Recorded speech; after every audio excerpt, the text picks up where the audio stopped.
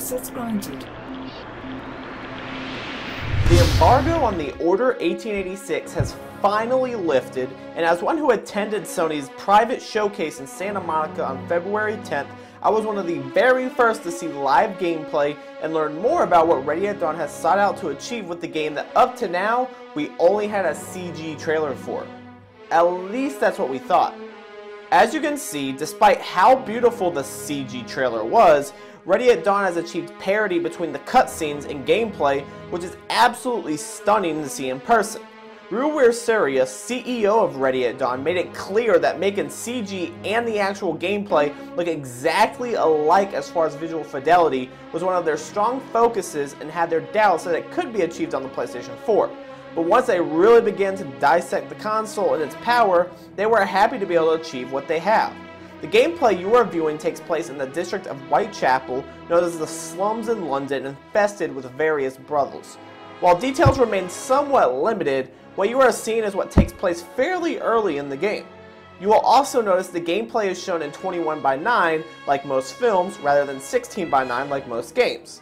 Ready at Dawn has decided to go this route to achieve an even more cinematic feel.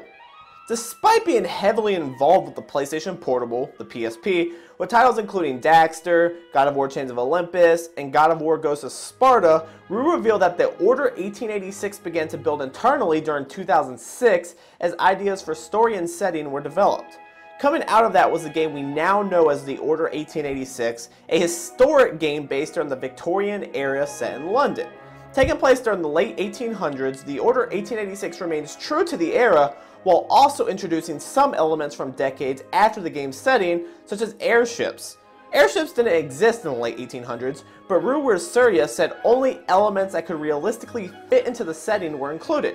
The airships were shown in the demo I witnessed, and I can verify that the game remains authentic.